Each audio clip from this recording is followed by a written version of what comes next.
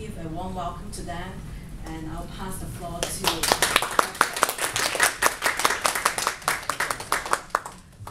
You're most welcome. Thank you.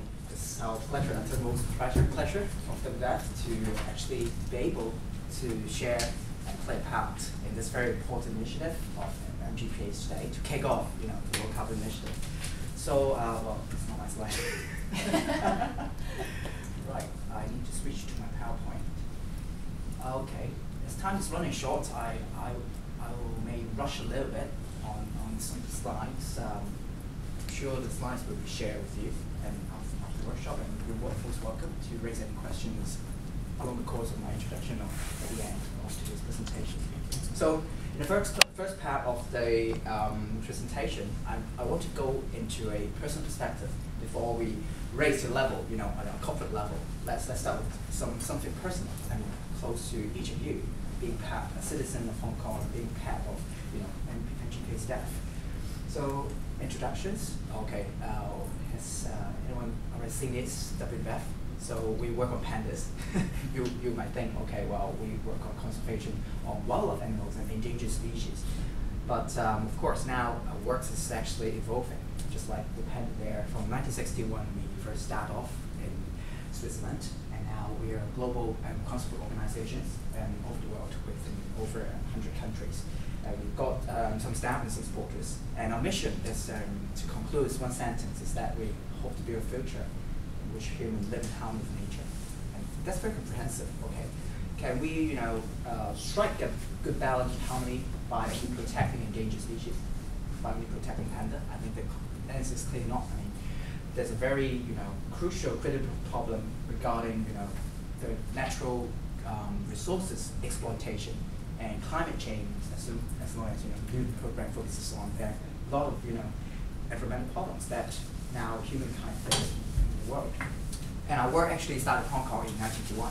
So we're celebrating 30 years old this year. We're celebrating that this year. And now we are the biggest green organization in Hong Kong with over 100 staff based in these 6 offices, 5 photos of me there. You may have heard of MGPA Nature Reserve. That is an internationally recognized important piece of wetland. You see a lot of birds and the black-faced hornbill, hunting payload. You may have heard of it. It's one endangered species. And 1/3 of black-faced hornbill actually, in every winter time, around this time, they fly all the way from South Korea all the way to Hong Kong and then spend the winter there, feed up, and then you go get a big stomach, and then after winter's gone, they fly back to the North Korea to breed. And another site at Hoi Hao Wan is situated in a marine park where a lot of coral communities across some can be actually found there. We've got boats there to bring people out to see the corals, the real corals living under the sea, and drive marine conservation and all that. So the other offices are our education centers and offices.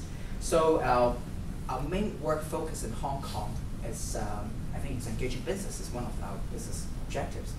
Not only on climate change, but also on the broader issue of sustainability.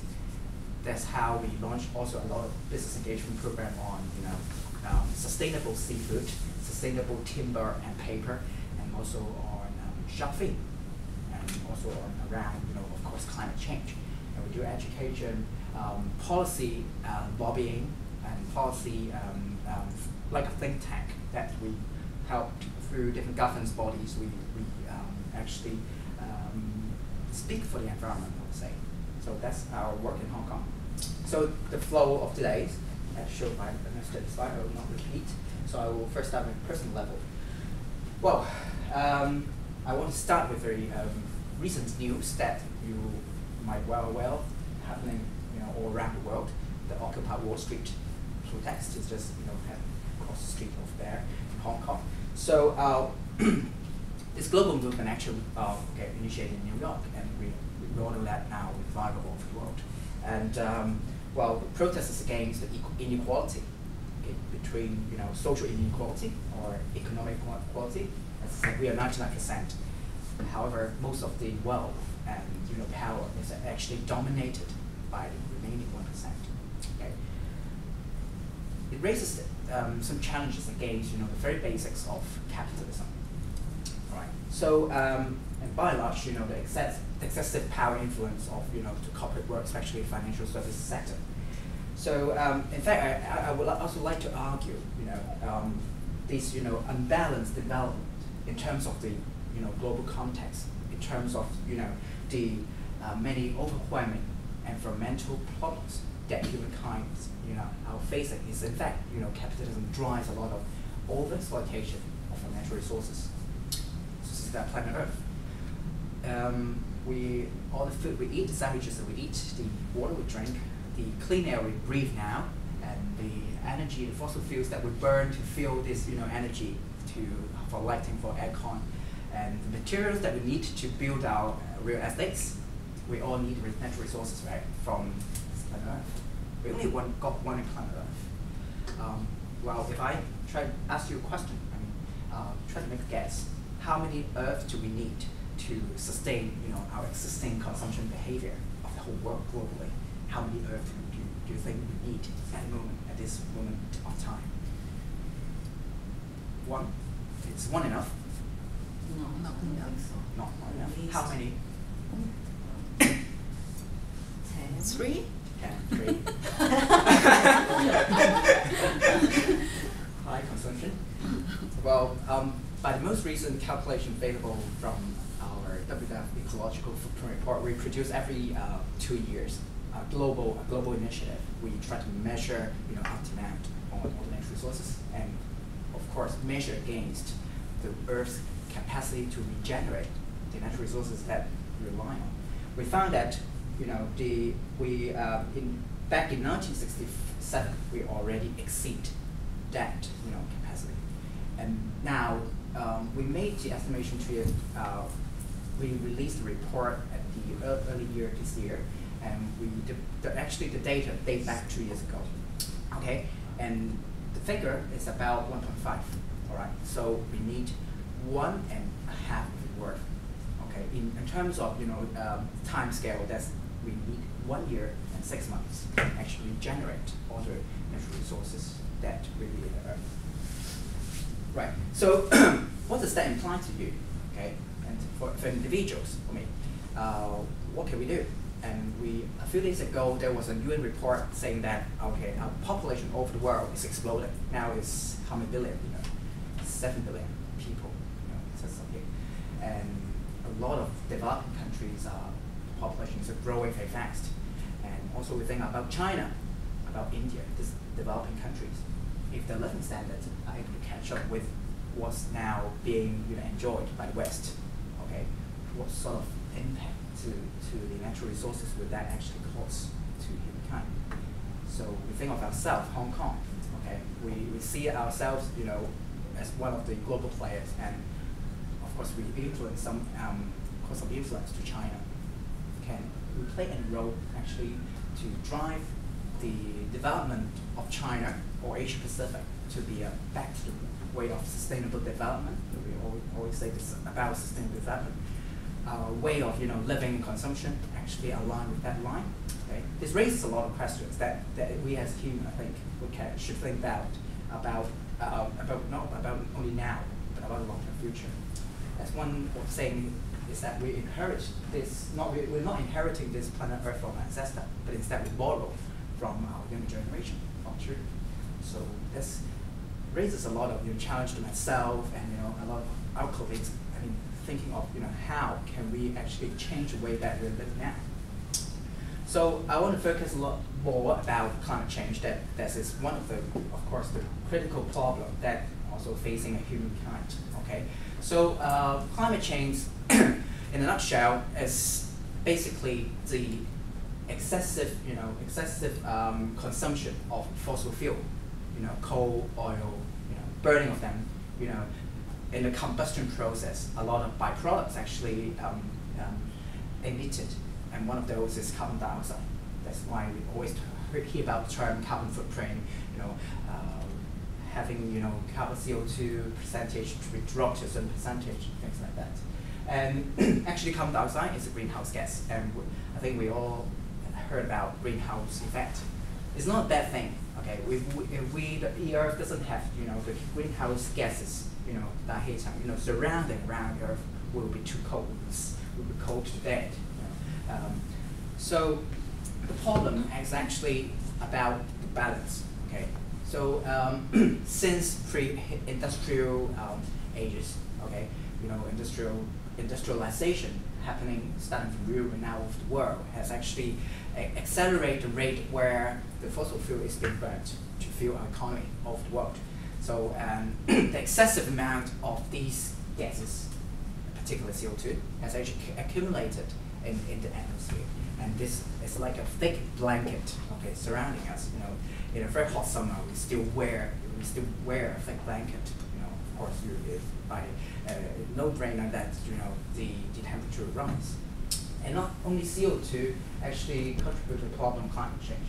You'll see there in methane, okay, and we all contribute to the production of methane because we all produce waste, and a lot of waste actually go to landfill. We know in Hong Kong is such a small place, we create a lot of waste. Okay, we're hearing from the news that our landfill will soon be totally saturated. We're now looking for solutions to where to dump our waste. And also about our agricultural activities. And there's a little photo down there, a flock of sheep. Okay, you may have heard of eating beef is pretty high carbon, and that's actually related to the agricultural activities. And this kind of grass-eating animals, when they eat grass, they try to regurgitate, they chaw. And in that process, a lot of these methane gas and NO2, okay, nitrous oxide, is actually emitted. And methane is actually a very potent, we call it very potent gas as compared to CO2. It's 21 times more, causing more warming effect than CO2. That's why a little amount of methane can create as much impact as a much less amount of CO2. And also there another, we call it man-made problem that we cause is deforestation. The natural system has its own way to reabsorb CO2 that we emit. If that doesn't pass the tipping point, but every 1 minute we have the statistics that over 250 football pitch size of natural forests are being chopped down, being cleared. So this make the problem even worse. So according to some very renowned scientific studies by the NASA, we can have a look at how the temperature goes up or along the way since the pre-industrial ages up to now. It's around 0.6 here in 2000. Now it's around 0.7 something, almost 0.8. Okay, is comparable to the temperature where the pre-industrial age. Okay, pre-industrial age is around 14.5. Okay, so now it's around almost 1 degree higher up. Okay, we will think just 1 or 2 degrees. Okay, we have that seasonal pattern in Hong Kong. But this is talking about the average global surface temperature. That's an average amount. You're taking a polar, more extreme weathers, and then taking an average. So a lot of scientists are saying that where's the tipping point? Okay, we all know global warming is happening. Okay, temperature versus water. So a lot of scientific projections are saying that the tipping point is at 2 degrees. Okay, if the average global temperature rises more than 2 degrees comparing to the pre-industrial ages, there will be some runaway effect of climate change. Let me show. So things will happen. So 2 degrees is red. It's red. So why climate change becomes such a main topic over the world is because of not only an environmental problem, I would say it's a social problem, because it regards a lot of basic needs, basic stuff that everyone needs, like food and water. Okay, if there is a 1 degrees rise, okay, maybe some of the place like in read from news that the Great Britain start to have their own brand of red wine because the weather is becoming warmer. That's very favorable for grape planting. But that's there's a positive side of looking at warmer temperature, more productivity.